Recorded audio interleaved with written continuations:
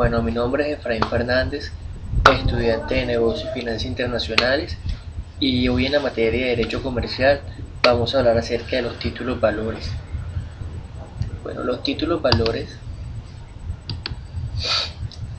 son documentos necesarios para legitimar el ejercicio del derecho literal y autónomo que en ellos se incorpora.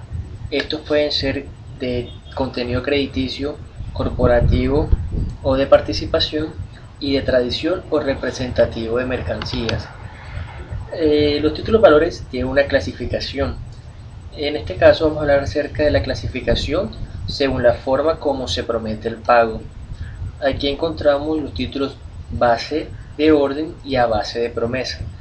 A base de orden, el creador es siempre parte indirecta porque da una orden de pago a un tercero, como por ejemplo el cheque, la letra de cambio o una libranza.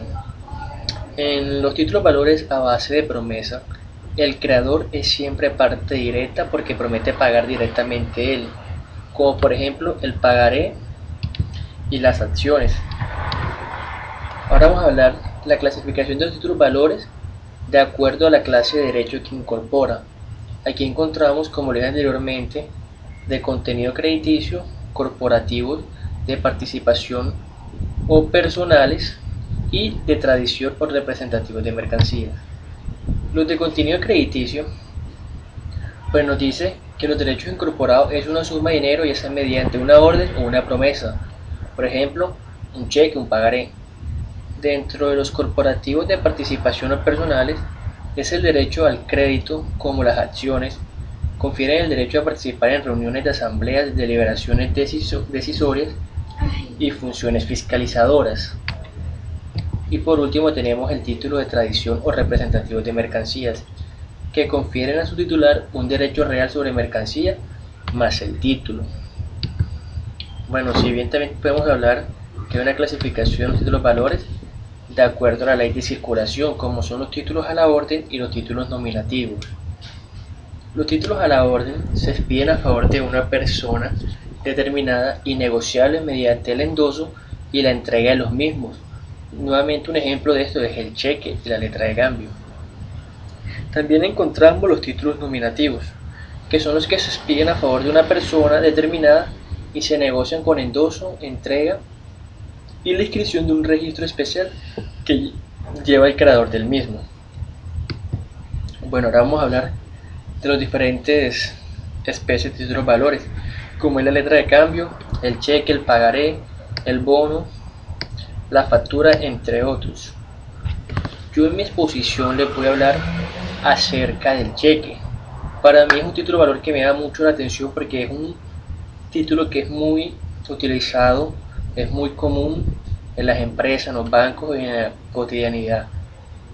Bueno, el cheque es un título de valor a la orden o al portador y abstracto en virtud de cual una persona llamada librador ordena incondicionalmente a una institución de crédito el pago a la vista de una suma de dinero determinada a favor de una tercera persona llamada beneficiario. El cheque debe contener, además de lo que se estipuló en el artículo 621, debe tener tres aspectos fundamentales, como son la orden incondicional de pagar una determinada suma de dinero, es decir, todo cheque debe estar diligenciado con la suma de dinero que se va a cancelar al beneficiario, tiene que tener el nombre del banco librado, como por ejemplo ya sea Bancolombia, Bebuda, Vivienda, y la indicación de ser pagadero a la orden del portador. Ahora vamos a hablar de las características. Se dice que tiene tres características fundamentales, que son la literalidad, el valor por PAME y a la vista. ¿Qué es la literalidad? Pues significa que vale única y exclusivamente lo que se plasme en el cheque de manera específica. El cheque tiene que contener el nombre completo y todos los requisitos. ¿Esto qué quiere decir? Que en el cheque, si el valor que está destinado a remunerarse pues son 500.000 pesos, no se puede pagar ni 499.000 pesos ni 501.000, son los 500.000 pesos que son los que están estipulados en el cheque.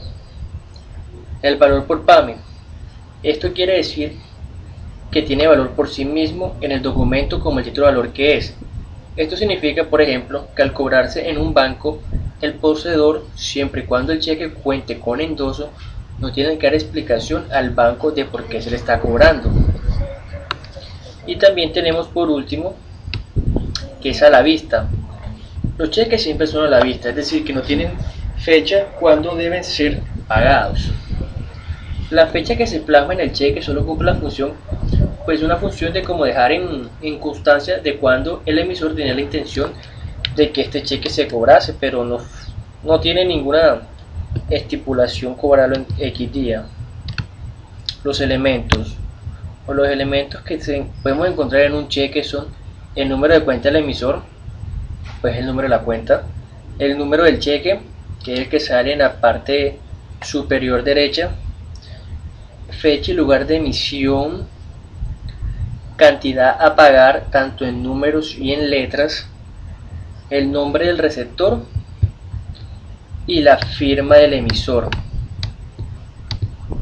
¿Cómo es el pago del cheque? El cheque siempre será pagadero a la vista y debe presentarse para su pago. Existen 4 ítems fundamentales que son dentro de los 15 días, dentro de un mes, dentro de 3 meses y dentro de 4 meses. ¿Cuándo se pagan dentro de 15 días? Se pagan dentro de 15 días a partir de su fecha si fueran pagados en el mismo lugar de expedición. Dentro de un mes si fueran pagados en el mismo país de su expedición pero en ciudad distinta a la de esta. Dentro de 3 meses si fueran expedidos en algún país de Latinoamérica y pagaderos en algún otro lugar de América Latina.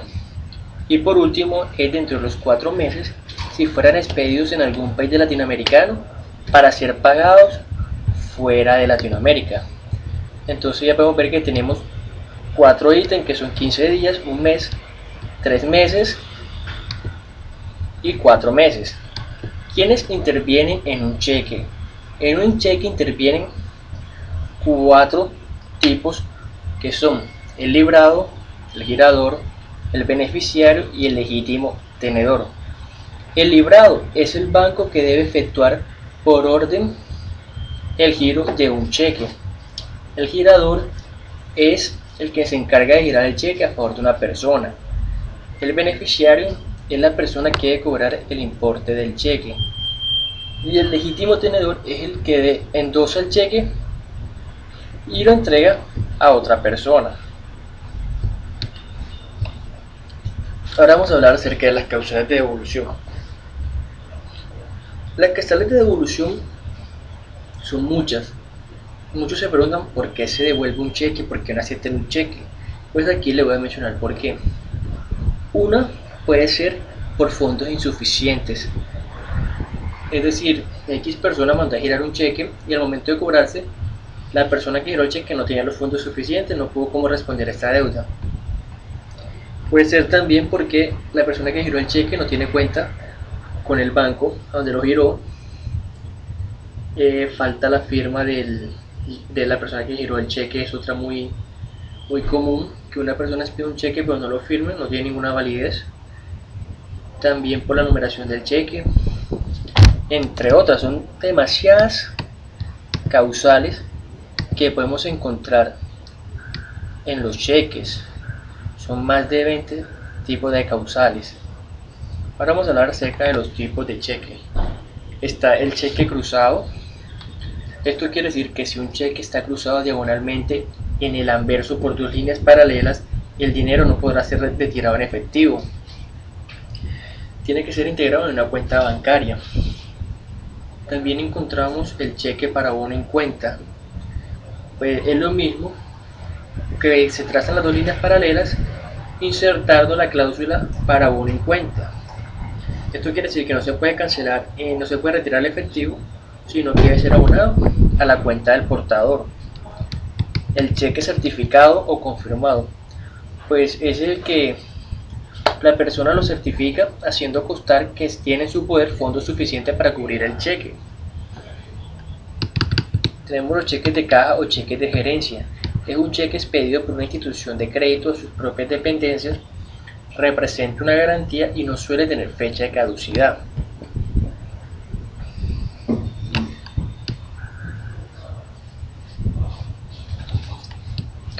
¿Qué es el pago parcial de un cheque? Quizás muchos han escuchado que es el pago parcial de un cheque.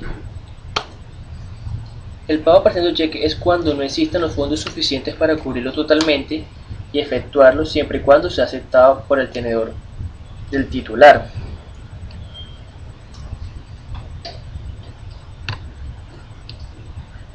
¿Qué más podemos decir acerca de los cheques?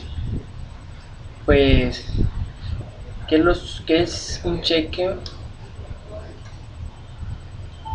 Bueno, como dije anteriormente, los cheques de gerencia es aquel que pide un banco dentro de sus propias dependencias. Se caracteriza porque el librador y el librado son la misma persona.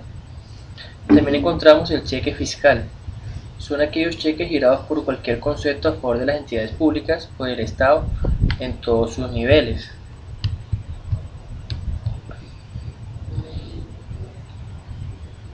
Bueno, esta ha sido la exposición. Espero que les haya quedado claro los títulos, valores, los cheques y que tengan buena noche. Gracias.